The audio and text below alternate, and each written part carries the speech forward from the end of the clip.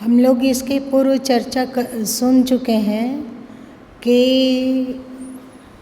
इन चक्रों को आप त्रिगुण का प्रतीकात्मक स्वरूप समझ सकते हैं।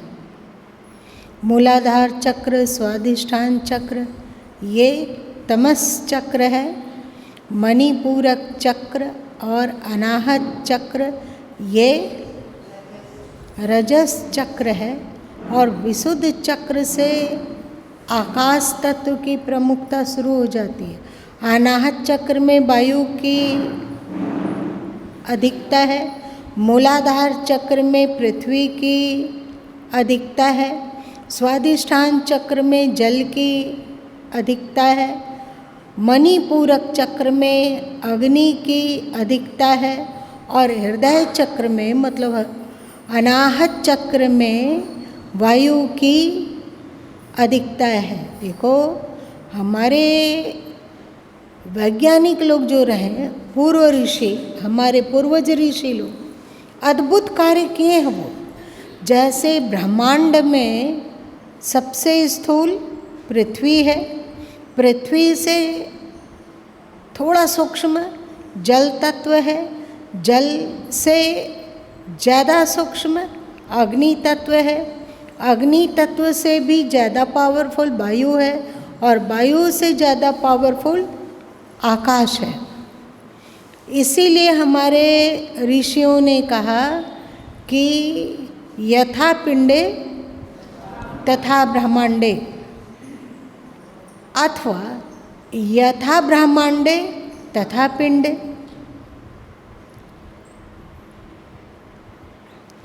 पृथ्वी से अधिक व्यापक जल तत्व है, जल से अधिक व्यापक अग्नि तत्व है, अग्नि तत्व से अधिक व्यापक वायु तत्व है, और वायु तत्व से अधिक व्यापक आकाश तत्व है। तो यहाँ कंठ से हम लोग का आकाश तत्व में वृद्धि होने लगी, और जब हम भ्रिकुटी में पहुँचते हैं तो भ्रिकुटी में गगन मंडल का मध्य हो गया है। आकाश तत्व कहाँ से शुरू हुआ? कंठ से, विशुद्ध चक्र से, और इसका पूर्णता कहाँ है, इसका छोर कहाँ है?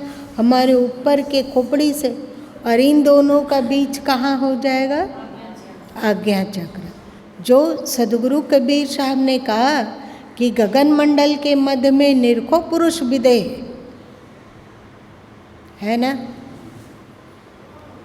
तो केवल सदगुरु कबीर साहब ने नहीं, अनेक संतों ने गगन मंडल के मध्य की बात कही है। पर गगन मंडल का मध्य क्या है, इसे जानना भी अपने बस की बात नहीं है।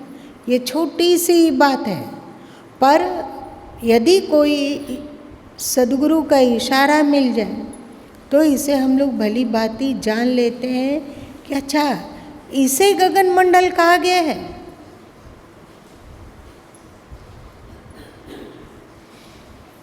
और ये गगन मंडल के मध्य में मतलब हमारे आज्ञा चक्र और सहस्त्रार चक्र सतुगुण की प्रमुखता वाला चक्र है। सही, सतुगुण की प्रमुखता वाला चक्र है। यहाँ पे सत्वस्थता अधिक है, सतुगुण की अधिकता है, इसलिए इस क्षेत्र में जो आ पाता है उसका जीवन स्वाभाविक ही सरल होने लगता है।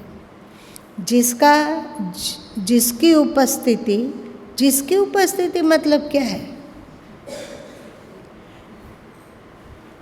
जो अधिक मात्रा में कार्य कर लेता है। मूलाधार चक्र और स्वाधिष्ठान चक्र में जिस जगह ज़्यादा कार्य लिया जाता है, तो जिस चक्र का अधिक कार्य लिया जाता है, व्यक्ति की वहीं उपस्थिति मानी जानी चाहिए। यदि मूलाधार चक्र और स्वाधिष्ठान चक्र मतलब दूसरे शब्द में कहें भय अनेक तरह का बतलाया जा चुका है ना। भय और वासना जिसके जीवन में ये दो प्रमुख है और ये चक्र हमेशा वो सक्रिय करके रखा है, इससे अधिक कार्य लेता है, तो माना जाएगा कि उसकी उपस्थिति मूलाधार चक्र और स्वाधिष्ठान चक्र मतलब तमस में है। और जो आप लोग ये सुनते हो कि तमसो मा ज्योतिर्गम्य, सुनते हो, तो सत्व को प्रकाश कहा गया और सत्व मतलब आज्ञा चक्र और सहस्त्रार चक्र को सत्व कहा गया, प्रकाश कहा गया। वहाँ से प्रकाश की अनुभूति और व्यक्ति प्रकाश में महत्ता की ओर अग्रसर होने लग जाता है। तो तमसो मा ज्योतिर्गम्य का अर्थ होता है कि व्यक्ति मूलाधार चक्र और स्वाधिष्ठान चक्र में अपनी स्थिति जो बना रखी है, उस फंदे को तोड़कर वो सनह सनह ऊर्ध्वमुखी होते हुए प्रकाश क्षेत्र में पहुँचे। प्रकाश का क्षेत्र आज्ञा चक्र से प्रारंभ हो जाता है। ये प्रकाश का क्षेत्र है और यही सत्वगुण का भी क्षेत्र है, सत्व का क्षेत्र। त्रिगुणातीत आगे, अभी आप जो तमस में थे, रजस में थे, वहाँ से उठकर आप सत्व में पहुँचिए। श्री कृष्ण गीता में देखो कितना सत्व की चर्चा करते हैं ना। सत्वगुण, सत्वगुण में स्थिति बनाओ। सत्वगुण में स्थिति मतलब दैविक गुणों की ओर बढ़ना। दैविक गुण मतलब श्रेष्ठ गुण, है ना। ऐसे ही गुण जिससे आपका मन शांत रहता हो, प्रफुल्लित रहता हो, देहातीत स्थिति की ओर अग्रसर हो पाता हो, उस स्थिति को सत्व कहा गया। और श्री कृष्ण ठीक से देखो तो 17वें अध्याय से उनका शुरू हुआ, सत्वगुण की ओर बढ़ो। ये तम है, ये रज है, ये सत्वगुण है, ये श्री कृष्ण बतलाते गए। सत्वगुण क्या करेगा? ऊर्ध्व गच्छन्ति सत्वस्था, ऊपर उठता है सत्वगुण, और अधः गच्छन्ति तामसा, और तामस व्यक्ति नीचे भागता है। ये आज हम लोग मनुष्य के शरीर में हैं, यदि हमारी स्थिति मूलाधार चक्र और स्वाधिष्ठान तक चक्र तक ही रहे, बहुत सारे लोगों की रह जाती है ना। यदि उसकी स्थिति तमोगुण में ही रहती है और तमोगुण में रहते रहते उसका प्राण चला जाता है, तो ऐसा व्यक्ति फिर मनुष्य योनि की तुलना में नीचे की योनियों को प्राप्त कर सकता है। जो कहते हैं कि मनुष्य आत्मा मनुष्य में ही जन्म लेती है, गधा की आत्मा गधा में ही जन्म लेते हैं, वे गलत कहते हैं। हमारे सभी शास्त्र चीख कर बतलाते हैं कि गुण के अनुसार व्यक्ति का आवागमन होता है। यदि तमस प्रधान जीवन जिया जाए, तमस चक्र में ही अटक कर मर जाया जाए, तो वो पशु पक्षी इत्यादि योनियों में जा सकता है। पशु पक्षी इत्यादि योनियों में वो भटक सकता है। जो जाति स्मर हैं, जैसे महात्मा बुद्ध की जातक कथाएं ले लें, तो उसमें वे अपने अनेक विगत जन्म मतलब पूर्व जन्म की बात जब वे कहते हैं, उनको भी ऐसे ही होश था।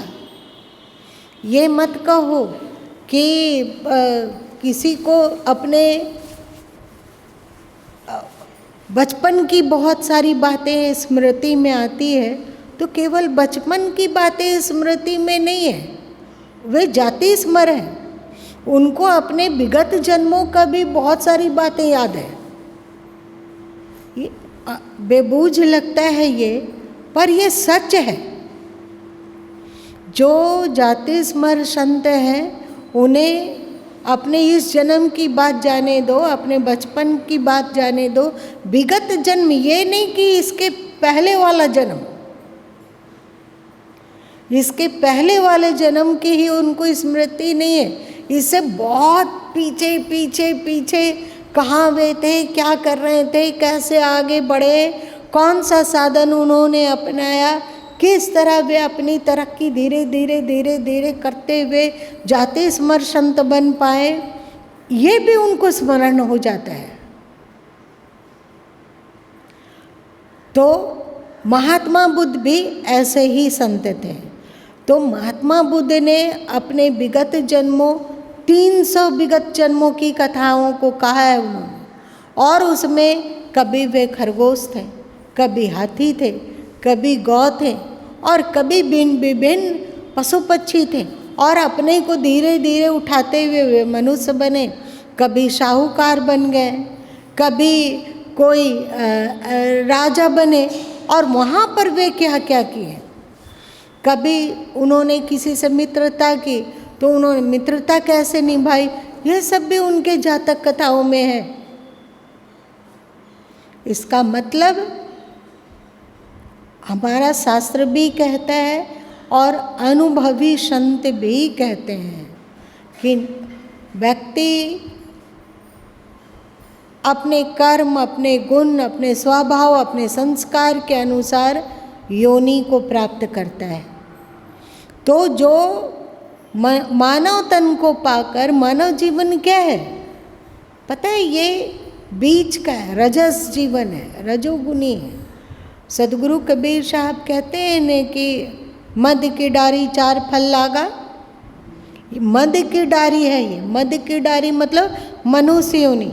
मनुष्य योनि में वो कामना की भी पूर्ति कर सकता है, अर्थ धन कमा सकता है जो उनके लिए सुखदायी हो, उनके जीवन के लिए सुखदायी हो, उस अर्थ का अर्जन कर सकता है, कामना की पूर्ति कर सकता है, और साथ साथ में धर्म का भी अर्जन कर सकता है, और मोक्ष को भी प्राप्त कर सकता है। ये है मध्य की डारी। मतलब मानव योनि से नीचे भी योनियाँ हैं, और मानव योनि की तुलना में मनुष्य से श्रेष्ठ भी योनियाँ हैं। मनुष्य योनि से अधम योनि भी है, और मनुष्य योनि से अधिक उत्तम योनि भी कुछ है। ये बात हो गई। लेकिन जो मानव मध्य योनि में आया और अब वो आकर यहाँ पे रजस में अपने आप को टिका नहीं सका, प्रत्युत तमस चक्रों में ही लोट पोट करते करते पूरा जीवन को खपा दिया, तो वो पशु पक्षी इत्यादि योनियों में पुनः जा सकता है। और जो रजस चक्रों में जिया, मणिपूरक चक्र, मणिपूरक चक्र क्या है? मणिपूरक चक्र है कामना, इच्छा, परिग्रह का चक्र। आप क्या क्या संस्कार को ग्रहण करते हो, कौन कौन सा संस्कार अपने में बनाते हो, हमने इस पर विस्तार से कहा है। यहाँ पर जो मणिपूरक चक्र में अटक गया है, उसे खाने पीने का बहुत शौक होता है। वो अपने इच्छित भोजन के अतिरिक्त यदि उसको कुछ दूसरा चीज़ खाना हो तो व्याकुल हो जाता है। पेट क्या करता है? भोजन पचाता है ना, भोजन पचाता है ना। तो ये मणिपूरक चक्र का बहुत अधिक संबंध है भोजन से। वे स्वाद इंद्रिय में कंट्रोल नहीं कर सकते। ईश्वर भी आके उसे उनके इच्छा विरुद्ध कोई प्रसाद दे रहे हो तो वो कहेगा ये नहीं, इसके जगह में ये नहीं मिल सकता है क्या प्रसाद रूप में? ऐसा होता है। उस एक तरह से संभवतः भोजन के लिए ही वे जीते हैं, खाने के लिए जीते हैं। अपनी जीभ को जीभ के अनुकूल स्वाद देने के लिए ही वो जिंदा है, ऐसा समझो। तो ये रजस है ना। उसके बाद आप पहुँचते हो अनाहत चक्र। अनाहत चक्र का मूल क्या है? प्रेम। अब आप प्रेम तमस से भी कर सकते हैं, प्रेम रजस से भी कर सकते हैं, प्रेम सत्व गुण से भी कर सकते हैं, और प्रेम त्रिगुणातीत अस्तित्व से भी कर सकते हैं। सही? फिर आपके प्रेम के अनुसार आपकी गति का निर्धारण होगा। ये सब ऐसे चक्र हैं, कोई अनाहत चक्र तक पहुंचा, लेकिन वो गिरकर फिर से मूलाधार चक्र और स्वादिष्ठान चक्र में पहुंच सकते हैं। फिर से वो मेहनत करके वो अनाहत चक्र तक गए, कंठ चक्र तक पहुँचे। कंठ चक्र में भी गिरने की संभावना है। विशुद्ध चक्र में आप आ गए तो भी वहाँ से पतित होकर फिर से मूलाधार चक्र में पहुँच जाने की संभावना अभी भी बनी है। मेरी बात जो नहीं समझ रहे हो ईमानदारी से बताओ। जो नित्य प्रति सत्संग में नहीं आते हैं ना, वे संभवतः नहीं समझ पाएंगे, लेकिन जो नहीं समझ पाते हो वे यदि कुछ उनको जिज्ञासा हो, वे पूछेंगे तो उनकी जिज्ञासा का समाधान होगा और इस अध्यात्म को वे भली भांति समझ सकेंगे, है ना। फिर अब हम लोग अपनी चेतना को पहुंचाते हैं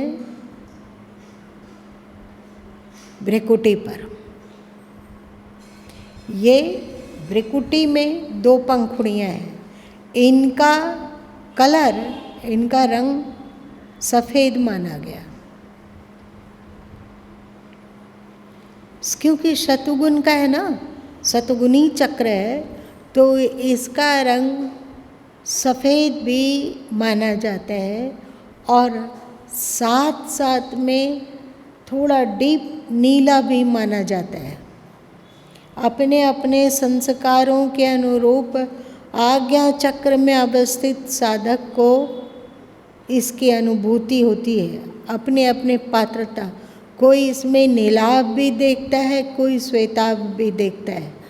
2 पंखुड़ियाँ हैं, एक रजोगुण पंखुड़ी, एक तमस की पंखुड़ी।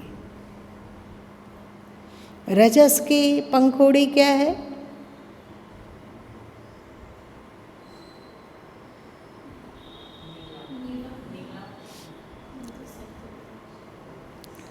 रजस की पंखुड़ी, यहाँ पे 3 नाड़ियों का गुच्छा एक साथ निकला है ना, यहाँ पर क्रॉस क्रॉस बना है ना, ये वहाँ 3 नाड़ियों की उपस्थिति है।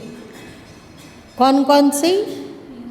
इंगला, पिंगला और सुषुम्ना। सुषुम्ना सतुगुण का प्रतिनिधित्व करता है और इंगला वो ब्रह्मा जी का प्रतिनिधित्व करता है और पिंगला दाहिनी ओर वो शंकर का प्रतिनिधित्व करता है। मतलब थोड़ा सा विश्राम की स्थिति, हमेशा क्रियाशीलता और इन दोनों से उपरत होकर विष्णु तत्व में स्थिर होना, ये यहाँ 3 नाड़ियाँ हैं। इसलिए यहाँ पे 2 पंखुड़ी है और बीच में गोल है। इसका जो हमारे पूर्वज ऋषि महर्षि ने आज्ञा चक्र का जहाँ डिज़ाइन बताया कि ऐसा है वो, तो उसमें यही देखा जाता है। मतलब 2 पंखुड़ी और बीच में एक मूल तत्व, बीच सत्वगुण है। अब यदि साधक यहाँ पे ध्यान का अभ्यास करने लग जाता है, ये कभी नहीं रहता है ना मनुष्य, इसीलिए यहाँ पे ध्यान टिकाना बहुत कठिन है। क्योंकि आदमी जब जन्म लेता है तो उस समय से उसका मूलाधार चक्र, स्वादिष्ठान चक्र, मणिपूरक चक्र, अनाहत चक्र और विशुद्ध चक्र सक्रिय है। विशुद्ध चक्र जो बोलता उलता है सब तो विशुद्ध चक्र के कारण ही ना, वाणी का वास इस विशुद्ध चक्र में। अनाहत चक्र का जो सामान्य कार्य है वह श्वास का आदान प्रदान वायु तत्वों प्रमुख है। हमारा मणिपूरक चक्र बहुत अधिक मात्रा में भोजन पचाने का काम करता है, तो वो है कि नहीं। मूलाधार चक्र मल त्याग वो जन्म से है या नहीं। स्वादिष्ठान चक्र मूत्र त्याग ये जन्म से है कि नहीं। तो इन सब में घुलटनियाँ लगाना बिल्कुल आसान है। समझ में बात आई? ये इसमें व्यक्ति आराम से जाता आता रहता है। हमारे पूर्वज ऋषि लोग, योगी लोगों ने कहा कि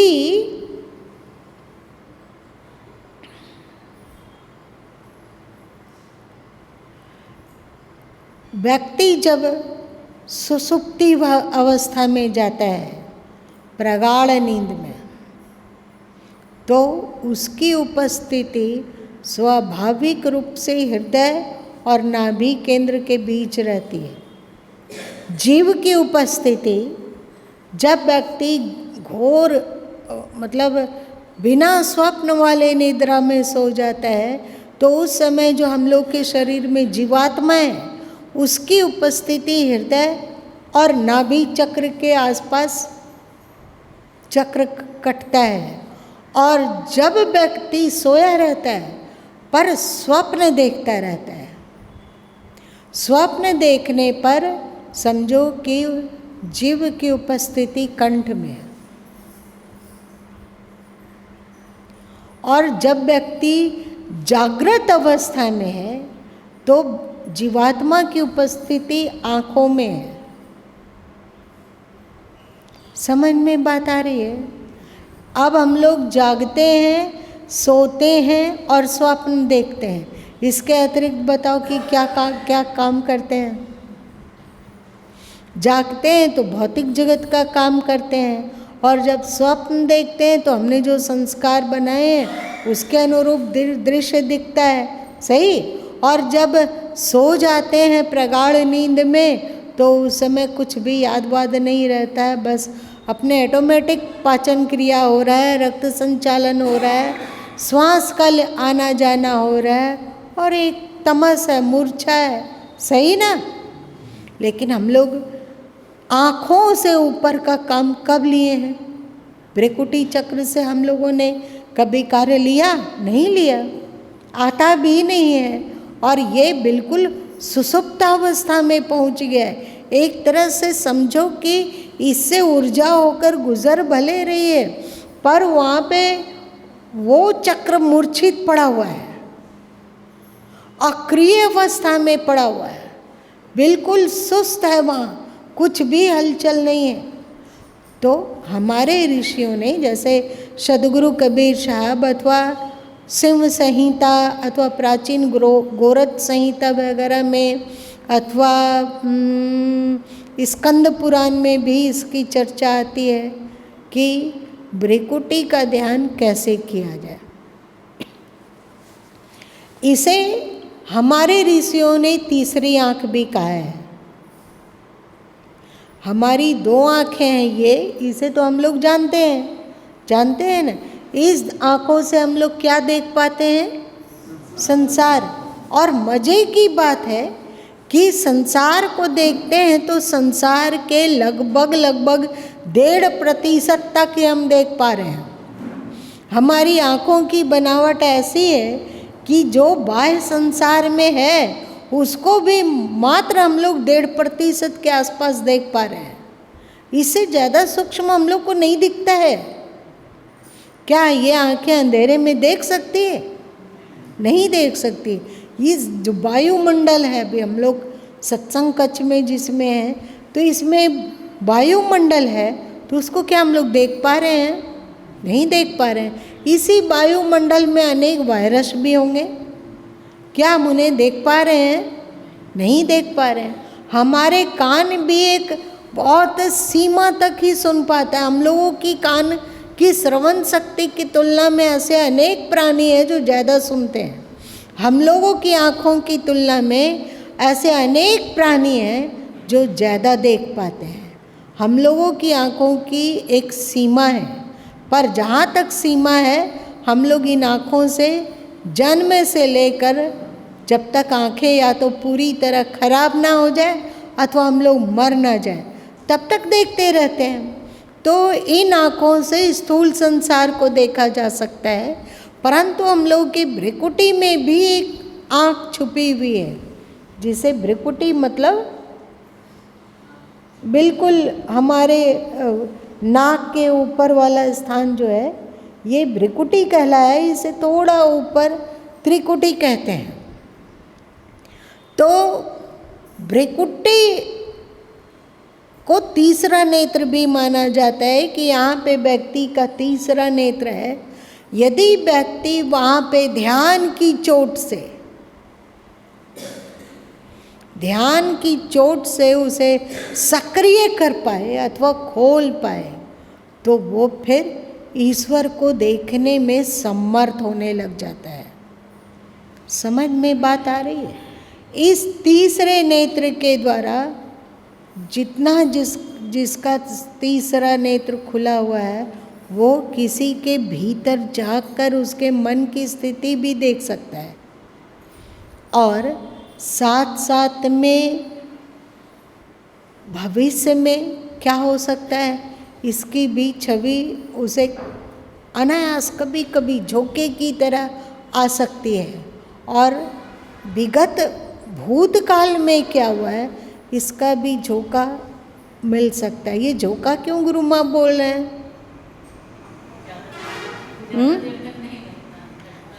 जिसमें योगी लोग अपना ध्यान केंद्रित करते हैं कि भूतकाल के किसी सब्जेक्ट को जानने की उनके भीतर इच्छा हुई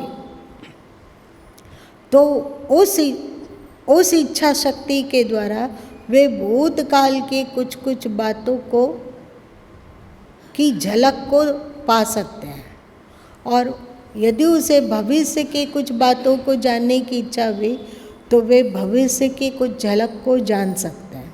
पर ज़्यादातर योगी लोग भूत भविष्य में नहीं उलझते हैं।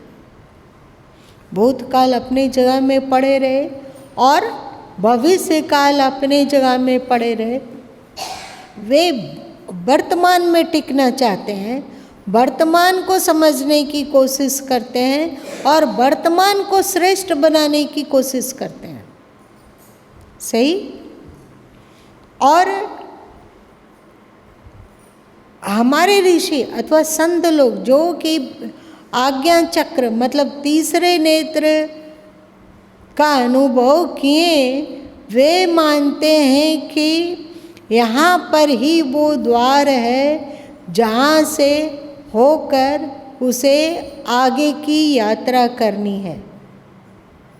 मतलब आज्ञा चक्र में वे गुप्त द्वार मानते हैं जिसके द्वारा वे सहस्त्रार चक्र और इससे परे आगे बढ़ सकते हैं। ठीक है? इस चक्र में ध्यान केंद्रित करने से ये धीरे धीरे करके सक्रिय होने लग जाता है। सदगुरु कबीर साहब ने कहा, मुर्शिद नैनो बीच नबी है। नबी मतलब क्या होता है? संदेश करता कहते हैं।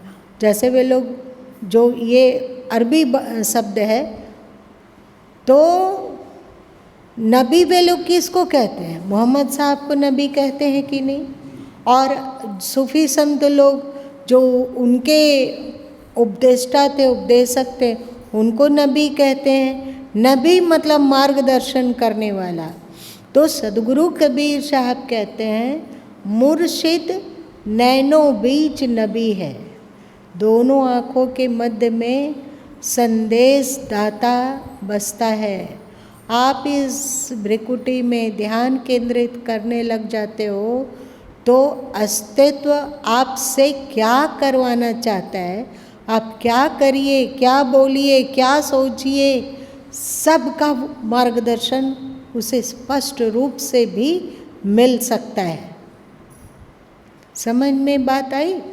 बहुत बार ऐसा होता है कि हम अपने अलग अलग लाइफ स्टाइल में कंफ्यूज होते हैं ना, कंफ्यूज होते हैं। तो यदि हम अपने भ्रिकुटी चक्र को जागृत कर सकें, जिसे आप आज्ञा चक्र कह सकते हो अथवा तीसरा नेत्र कह सकते हो, यदि इसे हम जागृत कर पाते हों तो संदेह का बादल छटता है और हमारे भीतर नबी तत्व मतलब मार्गदर्शक तत्व उभरने लगता है। याद रखिए, ये गुरु का ही सूक्ष्म रूप माना जाता है। नबी मतलब आपके भीतर का गुरु जाग गया है। अब आप बाह्य गुरु से आज तक मार्ग लेते रहें, अब आपके भीतर का गुरु जागा है, वो आपको श्रेष्ठ का मार्गदर्शन करेगा और शाश्वतता का भी मार्गदर्शन करेगा, है ना। और इस भ्रिकुटी तत्व को यदि हम लोग जागृत कर सकें, आज्ञा चक्र को जागृत कर सके, तो फिर हम लोग जो सोचते हैं भक्ति की बात स्वाभाविक आती है। वो भक्ति करते नहीं है, भक्ति होती है। अभी हम लोगों को भक्ति करनी होती है, उनको याद रखना होता है कि नहीं। हम लोग यदि बहुत ज़्यादा व्यस्त हो जाएं, बहुत ही कार्य में संलग्न हो जाएं और वहाँ होश पूर्वक करने की आवश्यकता है, तो बताओ आपको ईश्वर की भक्ति और ईश्वर याद हो रहेंगे उस समय? भारी भरकम एकदम बिल्कुल व्यस्त हैं आप काम में, एक पल का भी अवकाश नहीं है कि आप दूसरी बात सोच सकें। उस समय ईश्वर गुम हो जाते हैं, उस समय उनकी स्मृति समाप्त, उनमें हमारी कोई भावना ही नहीं रहती है। और यदि आज्ञा चक्र जाग जाए तो चाहे उनका शरीर कितना भी कार्य में रत क्यों ना हो, डूबा हुआ है वो कोई भी भौतिक जागतिक कार्य में, लेकिन फिर भी उस स्थिति में भी वो ईश्वर का स्मरण कर पाता है और ईश्वर उनके अंतस में, दिमाग में बने हुए हैं। वे ईश्वर के साक्षित्व में अपने कार्य को कर रहा है। समझ में बात आई? भक्ति का उद्रेक अपने आप होने लगता है, योग का उद्रेक अपने आप में होता है और ज्ञान का उद्रेक भी अपने आप होने लग जाता है। एक साथ गीता का ज्ञान, उपनिषदों का ज्ञान, वेदों का ज्ञान अथवा संत वाणियों का ज्ञान, सब कुछ का पन्ना वहाँ फड़ उड़ने लग जाता है। बिना जाने बिना सुने भी वो महानतम ज्ञान को प्राप्त कर पाता है।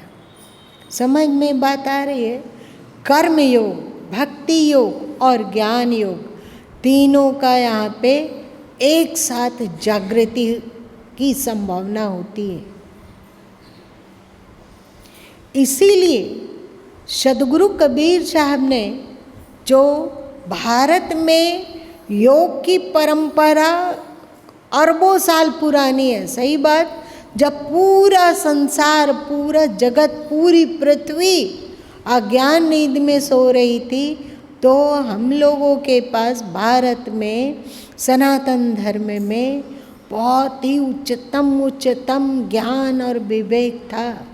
आप समझो कि करोड़ों साल पहले जब अखिल सृष्टि में अज्ञान का पसारा था, जंगल में कच्चा मांस खा के जिंदा रहते थे, उस समय हमारे ऋषि लोग वेदों में अहिंसा का उद्घोष करते हैं, जो आदिम मानव के लिए असंभव है ना। और आप सोचो कि आपके ऋषि महर्षि आज से करोड़ों वर्ष पूर्व वेदों का ज्ञान कहाँ से प्राप्त किया? बस आज्ञा चक्र, और आज्ञा चक्र में से उन्हें ज्ञान मिलेगा।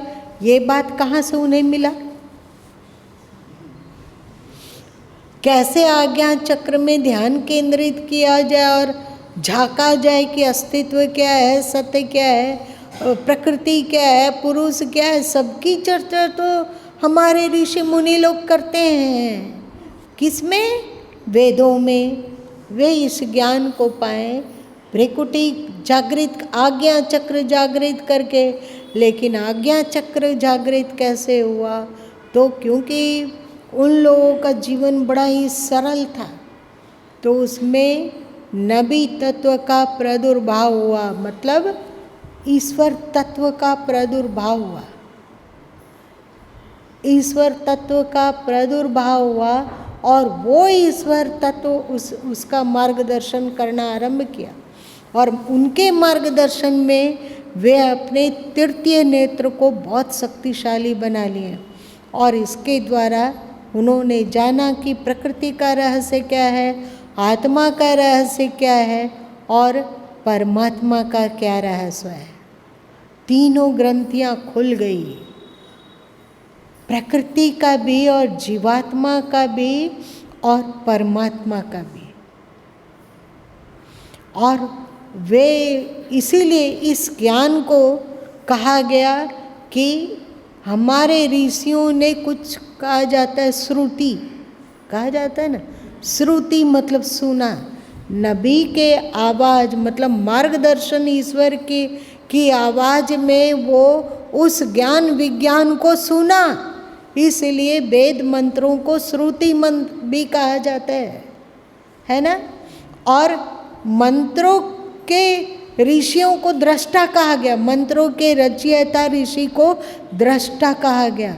मतलब दृष्टा क्या हुआ, उन तीसरे नेत्र के द्वारा उन्होंने उन मंत्रों का साक्षात्कार किया, रहस्यों का साक्षात्कार किया, अध्यात्म का साक्षात्कार किया, और जिसका साक्षात्कार किया वही वेदों में मंत्र के रूप से टंकन कर दिया। और इसीलिए कहा गया ऋषि हमारे क्या थे, मंत्र दृष्टा थे। उन्होंने देखा, कैसे देखा, ये इन आँखों से देखा क्या, इन आँखों से नहीं देखा, वो देखा तृतीय नेत्र से। तृतीय नेत्र से जो अदृश्य में छुपा है उसकी भी जितना आपको जरूरत है उतनी झलक कुदरत के द्वारा, मतलब प्रकृति के द्वारा अथवा ईश्वर के द्वारा दे दी जाएगी। जितना आपकी शांति के लिए, सुखमय जीवन के लिए अथवा आध्यात्म की जानकारी की जितनी आपको आवश्यकता है उतनी आपको यहाँ पे मिल जाएगी। इस तृतीय नेत्र के द्वारा आप देख सकोगे। पर ये भी मत सोचना कि आप तृतीय नेत्र से पूरे अस्तित्व को देख पाओगे, इस भ्रम में मत रहना। जैसे आपकी ये चर्म चक्षु है, संसार में उतना ही देख पाती है, इसकी बनावट ऐसी है कि वो उतना ही देख पाती है जितना उसकी आवश्यकता है। समझ में बात आ रही है ना? वैसे ही इस तृतीय नेत्र की ऐसी बनावट है जो आपके सुख में और शांत और मोक्ष में उपयोगी तत्व है, वहाँ तक आपको दिखला देगी। बाकी आप मत सोचो कि आप पूरे अस्तित्व को समझ जाओगे, पूरे अस्तित्व को देख लोगे, जान लोगे अथवा अनुभव कर लोगे। इस पगलपना में रहना ही नहीं। आप एक बिंदु हैं और आप सोचते हैं कि सिंधु को जान लेंगे, ये संभव नहीं है। आप बिंदु हैं, सिंधु में विलीन हो सकते हैं पर पूरे सिंधु को नहीं जान सकते हैं। समझ में बात आ रही है ना? ये हुआ आज्ञा चक्र। अब इस आज्ञा चक्र को हम लोग कैसे जागृत करें, इसे आज छोड़ देते हैं, कल बताएंगे क्योंकि समय ज़्यादा हो गया। यदि इसी समय में बताने का होगा तो उड़ते हुए बताया जाएगा। कुछ समझोगे, कुछ नहीं समझोगे, कुछ नहीं समझोगे तो हम लोग कल सुन लेंगे। आज इतना ही रहने। किसी को कोई जिज्ञासा आ रही है इसमें? कोई जिज्ञासा? आज्ञा चक्र की हम लोग चर्चा कर रहे हैं। कोई किसी को कुछ जो सुना और बढ़िया से नहीं समझ में आ रही हो तो आप पूछ सकते हो। यदि आप नहीं समझे और फिर भी नहीं पूछे तो क्षति आपकी है ना? जब तक समझोगे नहीं, जब तक थ्योरी को ठीक से जान नहीं लोगे तो प्रैक्टिकल कैसे कर पाओगे?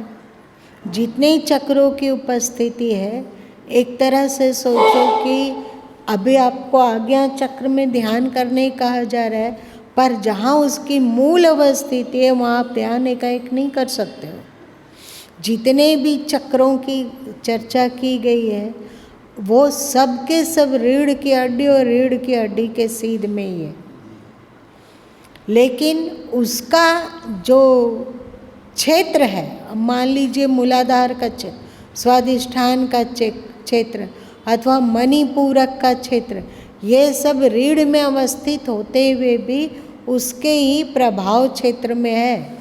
हम लोग सामने भी ध्यान कर रहे हैं तो समझो कि वहाँ पर आज्ञा चक्र भले ही पीछे हो पर भ्रकुटी उसी का प्रभाव क्षेत्र है। तो हम रीढ़ की हड्डी के ऊपर क्षेत्र में भी ध्यान कर सकते, उसको हीलिंग कर सकते हैं, और आज्ञा सामने में भी ध्यान को सिद्ध करके परिपक्व करके हम आज्ञा चक्र की हीलिंग कर सकते हैं, क्योंकि ये उसी से जुड़ा तत्व है, ये उसी का प्रभाव क्षेत्र है। वो वहाँ की धमस यहाँ आ रही है।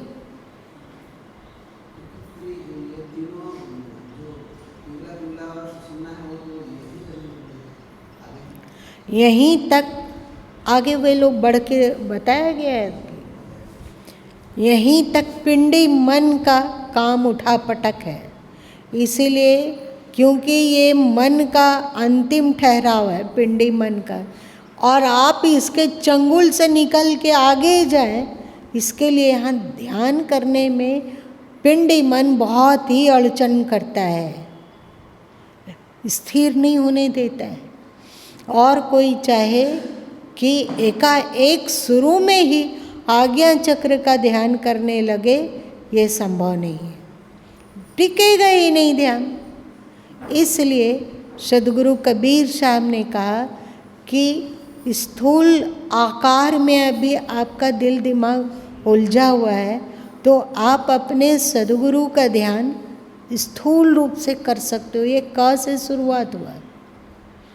फिर स्थूल ध्यान के बाद उन्होंने श्वासों का ध्यान बतलाया, सुमिरन। श्वास श्वास में नाम ले, वृथा श्वास न खोए, ना जाने श्वास का आवन हो ना हो। श्वासों के क्षेत्र मतलब आपको स्थूल से वे सूक्ष्म की ओर ले चले, है ना। अब इस ध्यान में परिपक्व हो, आपका ध्यान भली भांति लगे, आप ऊर्ध्वगामी बन सके, इसलिए वे साथ साथ में शाकाहार, सात्विक भोजन इत्यादि पर भी बल देते हुए आगे बढ़े, है ना। तो इन तीनों का जब संगम होता है, तीनों में हम परिपक्व हो जाते हैं, श्रेष्ठ मार्ग का अनुसरण किए, सात्विक भोजन का ग्रहण किए, सात्विक संगति में रहना आरंभ किए, सद्गुरु के ध्यान से जुड़ गए, श्वासों से जुड़ गए। अब हम त्रिकुटी मतलब तीसरी आँख अथवा आज्ञा चक्र के ध्यान में पारंगत हो पाएंगे। तब हम लोग आज्ञा चक्र में ध्यान कर पाएंगे। आज्ञा चक्र में एक बिंदु तो को लाने में बड़ी कठिनाई है। एक बिंदु तो मतलब आप लोग जो यहाँ पे आज्ञा चक्र का ध्यान करे होंगे, वे जानते हैं कि हमारी सुरति, हमारा मन कभी थोड़ा सुरति कभी दाहिनी ओर थोड़ा घिसक जाती है, कभी बाईं ओर, बस इसी में बिल्कुल पेंडुलम, कभी दाहिनी ओर, मेन जो ध्येय पॉइंट है वो दाहिनी ओर घसकती है, कभी बाईं ओर घसकती है ना। आप समझो, डॉक्टर लोग, अभी हम लोग हाथ पकड़ो कि कहाँ नाड़ी है, तो हम लोग को खोजने में समय लगेगा।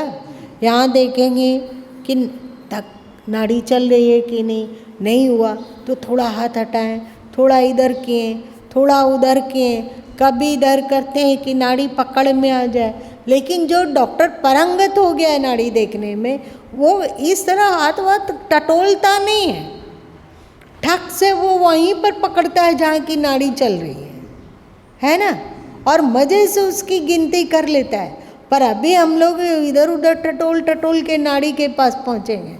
वैसे ही जिनका आज्ञा चक्र थोड़ा सक्रिय हुआ वे खट से आज्ञा चक्र के मूल स्थान में स्थिर हो जा पाते हैं। पर जो अभी अभ्यासी है, अभी वो जानता वानता कुछ नहीं है, तो कभी सुरति उस आज्ञा चक्र के पॉइंट को ढूंढने के लिए दाहिनी ओर खिसकती है, कभी बाईं ओर खिसकती है, कभी इधर सुरति चली गई, कभी बाईं ओर चली गई, कभी दाहिनी ओर चली गई, कभी कभी पॉइंट में आ पाते हैं, बिल्कुल नाड़ी की तरह। पर करत करत अभ्यास करते करते जैसे डॉक्टर लोग पारंगत हो गए, एक ही बार में वे आपकी नाड़ी पकड़ लेंगे। वैसे ही ध्यान करते करते हम लोग आज्ञा चक्र का मूल स्थान में अपने आप सुरति वहाँ टिक जाएगी। लेकिन शुरू में असुविधा है, और पिंडी मन क्योंकि यहीं रहने वाला है, तो जब तक पिंडी मन का उपद्रव है तब तक आप बिल्कुल पॉइंट आज्ञा चक्र में स्थिर होना आपके लिए कठिन है, थोड़ा सा कठिन है। तो आपका सनह सनह मन भी लीन होगा, ध्यान में चुप्पी आने लगेगी, संकल्प विकल्प तिरोहित होने लगेगा, और आप मूल आज्ञा चक्र के क्षेत्र में स्थिर रहने की काबिलियत भी पा लेंगे। तो फिर आप भली भांति ध्यान कर पाएंगे।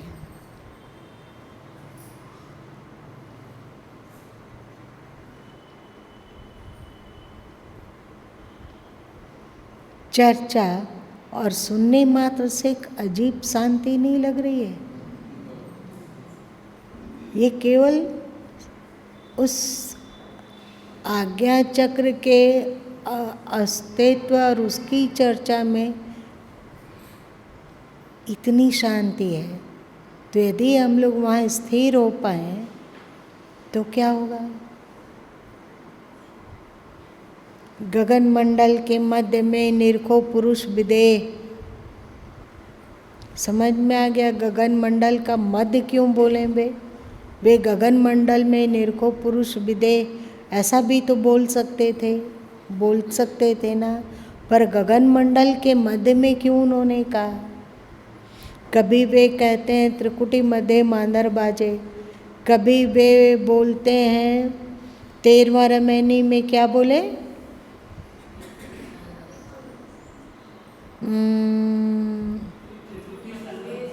त्रिकुटी संगम सामी बसई।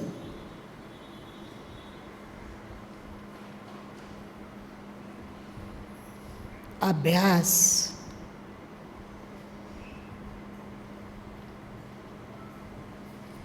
हम लोग थ्योरी जान ले लेंगे तो अभ्यास भी थोड़ा थोड़ा होना शुरू हो जाएगा, है ना।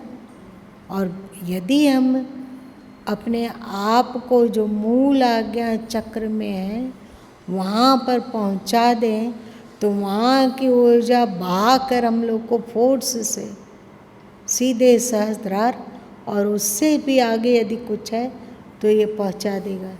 ये आज्ञा चक्र में यदि हम ध्यान केंद्रित करके वहाँ की ऊर्जा को सक्रिय कर पाएँ तो।